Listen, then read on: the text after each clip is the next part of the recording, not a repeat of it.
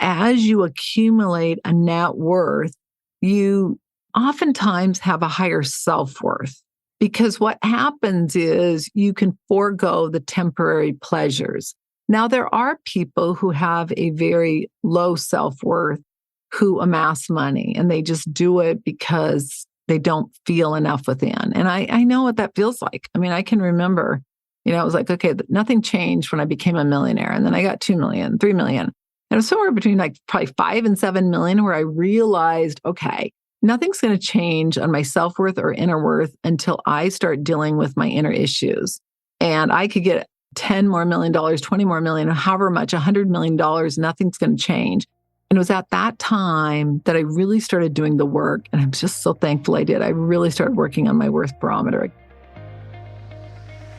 Hi, my name is Annette Bau, your host of the Wealth Inside and Out podcast. I'm a certified financial planner and founder of the Millionaire Insider. For over 30 years, I have been advising and researching the top 1% of millionaires, and I am passionately obsessed with money, mindset, and the intersection of self-worth and net worth, and how the two connect and allow us to live fulfilled and wealthy lives on our terms. I'm a Midwestern girl who had a dream, began investing $25 a month 35 years ago, and today have a multi-million-dollar net worth. I teach the tried and true that only someone with over 3 decades of experience advising millionaires would know. This podcast is different about much more than money. We talk about mindset, success, money blocks, worth barometer, and all aspects of money and topics from practical manifestation, along with real-world how-to and everything in between, with the goal of making your journey easier and more fun. Think of this as coffee, actually matcha tea, learning real-world common sense money and life advice from a BFF that you can start applying today. If you want to create a financially free life you love, you are in the right place, my friend. This is the Wealth Inside and Out podcast. Today, we're diving into part 2 of how millionaires think and even how they live, how they see the world, how they make choices. And we're diving into 6 insights. Last week, we did part 1. I broke it into 2 because I just didn't want to overwhelm you. Now, one thing I just want to recap on, and I will recap on all of the insights just to give you an overview, but possibly the most important one was the first insight, which is all about living a fulfilled life. What does it look like to you? And I hope that you have taken a little bit of time to think about that, because knowing what it is you want to create is the first and most important step to actually creating it. So I really encourage you to go listen to last week's episode, which is at themillionaireinsider.com/16, so that you can really get clear on what it is you want, as well as the other 5 insights on how millionaires think and make choices.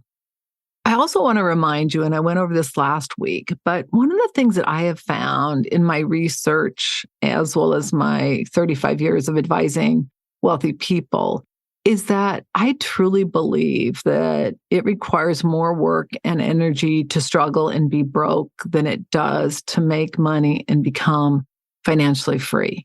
And the problem with struggling and broke is it never gets easier. And in fact, it just pretty much ensures that we have a miserable life later on when we really need money, either for healthcare, for food, for transportation, living expenses, etc.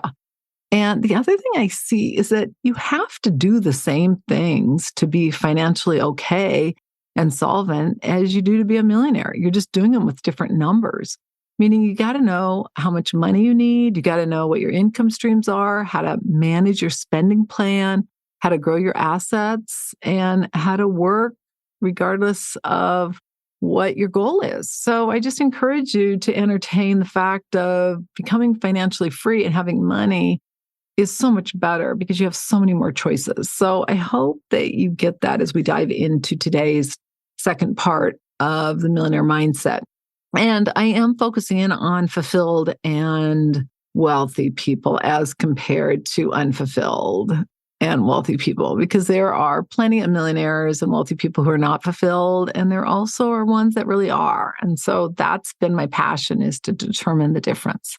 So today's bonus resource is our money mindset guide. You can go to themillionaireinsider.com/MMG and access this guide. I share 35 years of insight on how to master your money and mindset. And you're going to love the insight in this resource. You're going to learn what fulfilled and wealthy people do differently to create a financially free life they love. Again, themillionaireinsider.com/MMG. If you want insight on 3 decades of researching and insight on money mindset mastery, you've got to download this guide. You're going to learn how to remove money blocks, how to identify what your money stories are, as well as how to create a success mindset. Again, it's themillionaireinsider.com/MMG. You're going to love it. So let's dive into today's episode.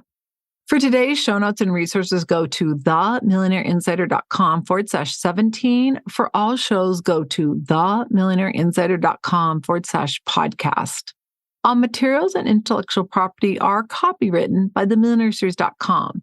The information we provide is not intended to replace any advisor or specialist or to provide any investment, financial, tax, retirement, or any planning or healthcare advice. All participants agree to hold millionaireseries.com and its affiliates harmless for results achieved or not achieved.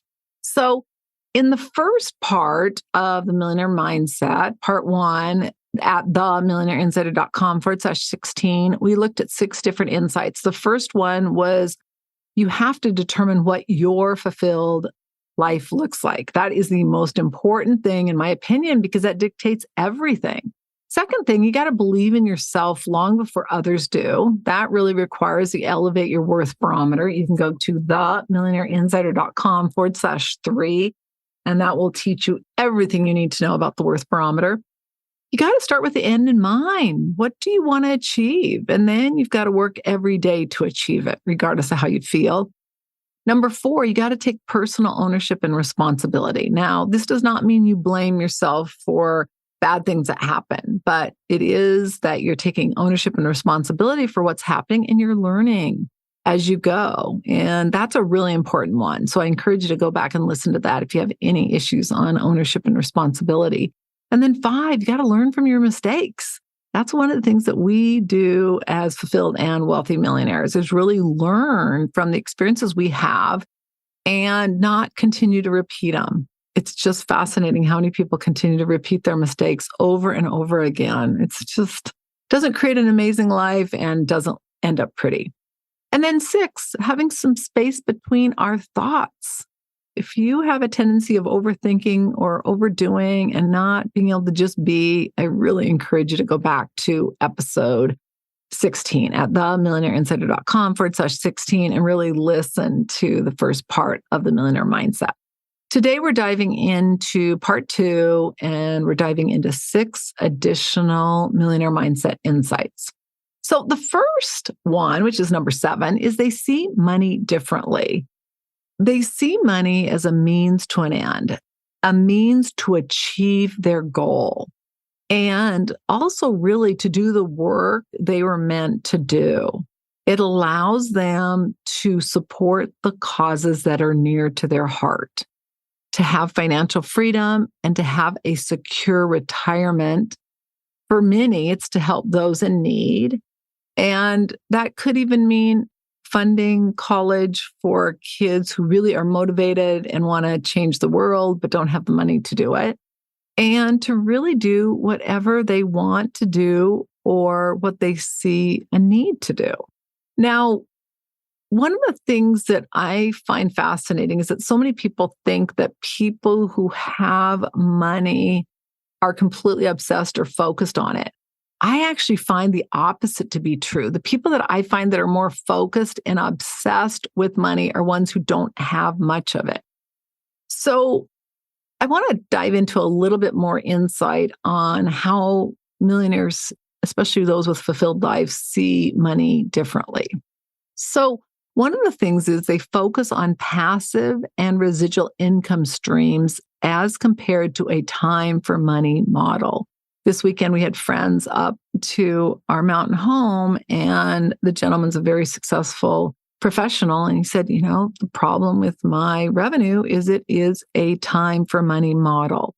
And most of us never learned what a non-time for money model was, right? But millionaires figure that out. And if you do one thing, start thinking about how you can create different income streams. Meaning, obviously, once you accumulate a certain amount of money, you can generate money from that revenue source, meaning whether you're invested in the stock market, the bond market, or annuities, or whatever it may be. But until you get that money, what are some ways in which you can create passive or residual income? They focus on the accumulation of wealth as compared to earning income. And that is one that I see huge. And if you look at most millionaires, they make less than $100,000 a year. So they're not making as much money as compared to a lot of rich people. And yet they've accumulated so much more. So they understand that the focus is to accumulate and grow their assets as compared to just earning money. They live below their means and they save the rest. And, the real difference between a millionaire and multimillionaire is just they accumulate more money than they spend. It's not rocket science. But the key is when they make more money, they're not spending it. They are investing it. You got to understand the difference between a want, for example, your daily coffee at the coffee shop, versus a need, paying for your taxes and insurance. And one of the things about millionaires is they understand the difference between wants and needs. And they make sure they have enough money for their needs. And they accumulate money oftentimes before they start delving into their wants. They focus on investing and accumulating assets and reducing or eliminating their debts, meaning they want them paid off. And it's really fascinating to look at rich people, meaning people who really want to look like they have money. And sometimes they do have money, but the biggest difference between wealthy people who really have a significant net worth and who focus on accumulating assets is that they oftentimes don't have any debt, as compared to rich people almost always have debt. And when I look at the people that I've worked with and I currently work with who are quote unquote rich, they all have debt, whereas the people who are wealthy don't have debt. It's really interesting. And then millionaires focus on their long-term financial goals as compared to just short-term desires. So just be aware of it. They do see things differently. Another thing that you'll see that millionaires do is that they are less about looking like they have money and they're more about actually having money. Many millionaires drive very practical cars. Now, one of the things I found fascinating is that many of my clients, even to this day, have a ton of expensive cars, and many of them even own places where they store those cars. But what's interesting is that the cars they drive often aren't really expensive, and most of them avoid wasting money on status symbols. Several years ago, they did a study, and what they found was that wealthy people oftentimes pay cash for their cars, and they found that they were more likely to drive a Lexus, whereas rich people oftentimes had loans, and they found they were more likely to drive a Mercedes. Now, I don't know if that's changed, but I thought it was a fascinating study. Now, many unfulfilled millionaires and rich people spend money in order to prove that they are worthy. And it's really interesting because what you find is that as you accumulate a net worth, you oftentimes have a higher self-worth, because what happens is you can forego the temporary pleasures. Now, there are people who have a very low self-worth who amass money, and they just do it because they don't feel enough within. And I know what that feels like. I mean, I can remember I was like, okay, nothing changed when I became a millionaire. And then I got 2 million, 3 million. And it was somewhere between like probably 5 and 7 million where I realized, okay, nothing's going to change on my self-worth or inner worth until I start dealing with my inner issues. And I could get $10 more million, 20 more million, however much, $100 million, nothing's going to change. And it was at that time that I really started doing the work. And I'm just so thankful I did. I really started working on my worth barometer. Again, you can go to themillionaireinsider.com/3 to learn more about the worth barometer. But I see that with a lot of millionaires is that the ones that really understand that they're either going to be a miserable millionaire or a really fulfilled millionaire, the difference is really looking at their worth barometer and healing it. Being wealthy isn't as much about how much you make as it is about how much you save, invest, and ultimately accumulate. it can be difficult to identify wealthy people because a lot of times you look at people and they're really just rich. They don't really have money. So just make sure that you really pay attention to that because it's so critical. Now, if you want to know the difference between living fake rich and really being wealthy, you can go to themillionaireinsider.com/10, where I dive into how living fake rich leads to ugly broke. That's such an important topic because so many people are on that treadmill and it's just never ideal. All right, number 8, they create and see opportunities versus problems or challenges. So you'll find that the same situation occurs to a broke person as well as a wealthy person, or a fulfilled millionaire versus an unhappy or unfulfilled millionaire. And the difference is that they see the issue as an opportunity or a lesson, as compared to a broke person sees it as a problem, a barrier, or a struggle. And it's just fascinating to listen to people, and you can start really seeing how they show up and how they see situations, and more importantly, why they're getting the results they're getting. So when I was younger, I would always label a situation as good or bad. And now that I'm older and I've had so many more experiences behind me, I know that everything happens for a purpose. And I know that sounds so cliche, but it's so true. One of the other things that I've also found is that I get to make a choice whether I continue to experience the same problem. What we all can do is have something happen and we can either learn from it, move on and make better choices, or we can continue to repeat it. So many people continue to repeat it as if it's going to change. And once you learn a lesson, what I find is you don't continue to experience it. But if you don't, the universe is going to give you plenty of opportunities to experience it. And I remember, so my dad, Virgil, great guy, we end up having a great relationship, but not always. Early in my life, it wasn't so great. But I remember a therapist saying, you can learn the lessons you need to from Virgil, or you can continue to repeat them for the rest of your life. Because if once Virgil's gone, when he passes away, there's going to be 100 Virgils lined up to teach you your lesson. And oh my gosh, that was priceless. And it's something we can all learn from. But another thing they do is they create wealth through opportunities when a need doesn't even exist. So I want you to think about Steve Jobs. No one thought they needed to have a music player that fit in their pocket, but he did. And that's where he created the iPod. And then no one thought we needed a telephone where the touchpad was part of the screen. In fact, as a committed BlackBerry user, I was never going to change. And I thought that is the craziest thing. How would you ever be able to type on it? And oh my gosh, it's so funny. I mean, I owned Apple stock long before I owned any Apple products. And I sort of laughed because I'm like, I was a dedicated BlackBerry user. And I just think, oh my God, that's so funny to think of. But the interesting thing is that no one really saw that need, but he did. And he was a visionary and he created wealth. And that's what we've all got to think about. How can we create wealth? How can we solve a problem? Or how can we see an opportunity that doesn't even exist yet? All right, 9, vision and goal focused. So they figure out their goal and then they go for it and they set their goals to achieve them. Now, if you're not really good at setting your goals to achieve them, I encourage you to go to themillionaireinsider.com/11 because I dive into how to set and achieve goals. But the one thing they do is they have an ability to quiet their mind and get clear on exactly what they want. And they also have an ability to laser focus and stay focused on their goal regardless of how they feel.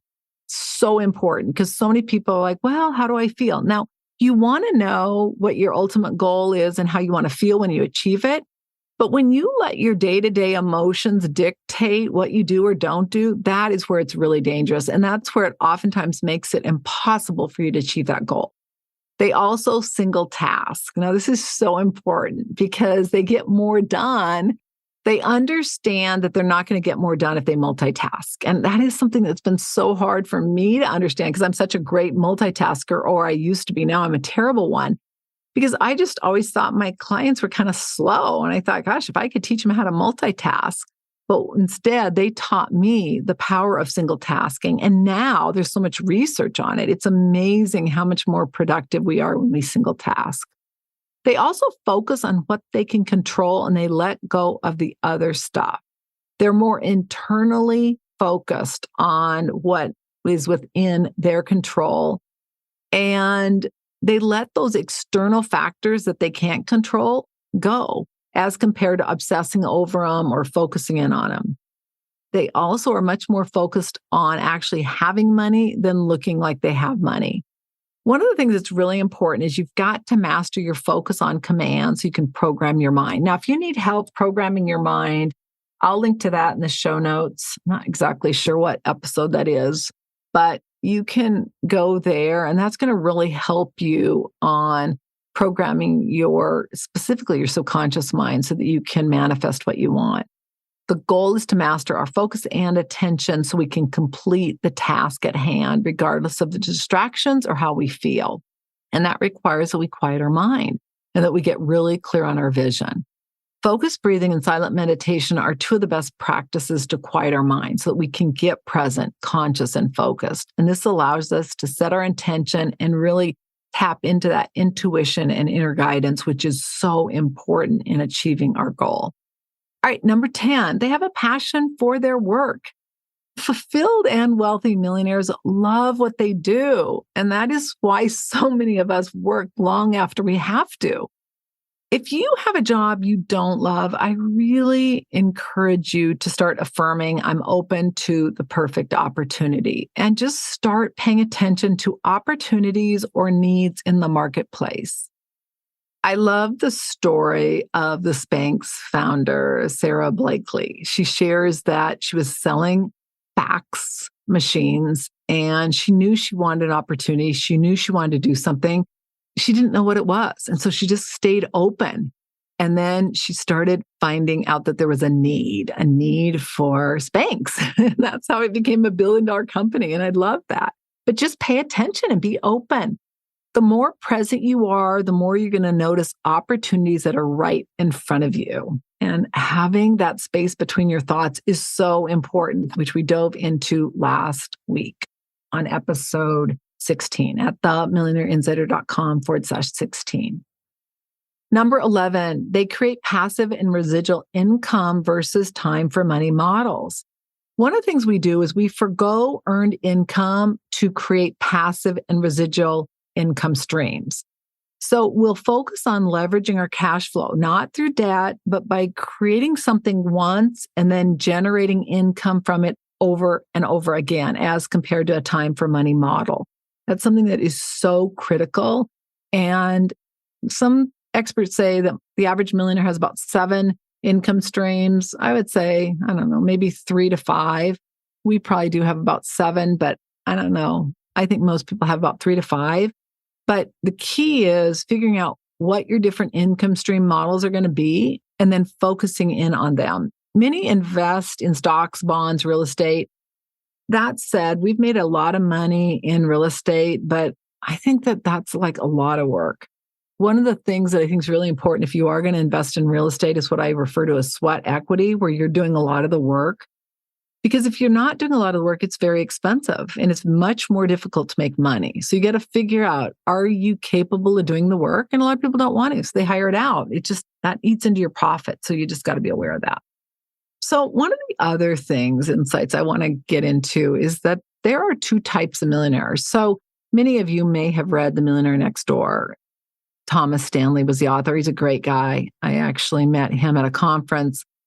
And I learned from one of the millionaire clients I had that one of the things they did when they did the research was they offered people a $100 watch.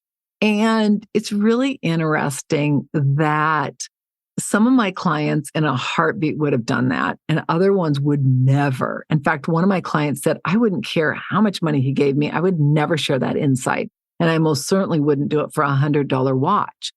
So this is one thing I want you to get, just like anything. Whether it's somebody that's interviewing millionaires or somebody who is researching through basically interviews, which is what he did, is that you have to understand some people will share that and many won't. So you just want to remember that when you're getting information that's from research or interviews, it's going to shed the best light. The reality often is very different. So just be aware of that. And One of the things that I can do, just because I've had so much experience, not only researching, but in the trenches, is I can read something or listen to something and say, is that really true? And so you just got to be aware of it. And just when you hear something, don't just take that for granted. But you also want to continue to learn. And they learn what they need to know and they master it, and not often beyond that. So one of the things that's also different as far as how millionaires do money when it comes to like creating their income streams is that they will continue to learn. So they learn something until they know it and they master it. And they want to know enough so that they can generate the income they want from the different sources. They're typically more patient than their counterparts. And they're focused in on creating income so that they have a space in their life to do what they want to do and they need to do. So that's just really important to understand. One of the things too that I would see is they want the right knowledge depending on how they're creating their income streams so they can take the right action, get their desired results. They avoid the analysis paralysis, meaning getting too much information and not starting to complete the activities required to get the results. So just be aware of that, because some people get so much information, but they never get off ground zero and start. All right. And then enjoy the journey. So one of the things I just want to say is that one of the things I really wish I would have done more of on my journey to becoming a multimillionaire is to just have a little more fun on the journey. When I was younger, I was so fun. I was like the life of the party. And then when I got in my career, I got so serious. And if I look back, I really wish I would have just had the confidence and the knowledge that I could do it. And that's really a large part of this podcast, is giving you the confidence and the assurance you can do it, which I wish I would have had. But there's so many people telling you can't that then you start believing that. And that caused me not to have as much fun on my journey. So I hope that if you leave with one thing, you have fun on the journey and you know this is supposed to be fun. And the more fun you make it, the more you're going to enjoy it and the easier the journey will be. So let's recap on the 6 insights you're going to learn today. And I'm going to give you the same recommendation as last week, is to just start with one and start implementing them. You can list all 12 and then identify where you want to start. I personally would start with number 1, which is determining what a fulfilled life looks like for you, because that's going to dictate everything else. And then after that, list all of them and start prioritizing which one you're going to do next and so on. So let's recap. So the first thing is they see money differently. They're much more interested in having it than looking like they have it. They focus on a spending plan, whereas rich people don't. And they are really clear on their goals and what they want to achieve with their money. They understand it is a means to an end, a means to achieve their goal. They create and see opportunities where others see problems and challenges. They have a vision and they are goal focused on where they're going. They're very passionate about their work. That's why they continue to work. They are focused on creating passive and residual income streams as compared to earning money or creating a job that's a time for money model. And they enjoy their journey, which is something I wish I would have done more of. So there you have it. If you love the content of this podcast, please follow and subscribe to our channel so you get notified of episodes, and also give us a 5-star review and share a comment. We really appreciate it. Congratulations on taking another step to create a financially free life you love. If you're not sure about your financial future or that it's in order, or you are ready to stop worrying about money, or possibly the fear of becoming a bag lady, ending up broke in retirement, or you simply are ready to know your financial house is in order so you can have a bright financial future, please go to themillionaireinsider.com/NSF. And that doesn't stand for non-sufficient funds. It stands for next step finance. It's the next best step of what you need to do so you can avoid an NSF notice in your future. Again, themillionaireinsider.com/NSF. The number of women who were not broke or poor while working or married is staggering. The entire mission of the Wealth Inside and Out podcast is to ensure you have the information for you, your family, your friends, anyone who's willing to listen to it and apply it so that you can create a financially free life you love. Again, themillionaireinsider.com/NSF. Until our next episode, take one action that will help you create a financially free life you love. I'm Annette Bau, your host. All international copyrights are reserved. Bye for now.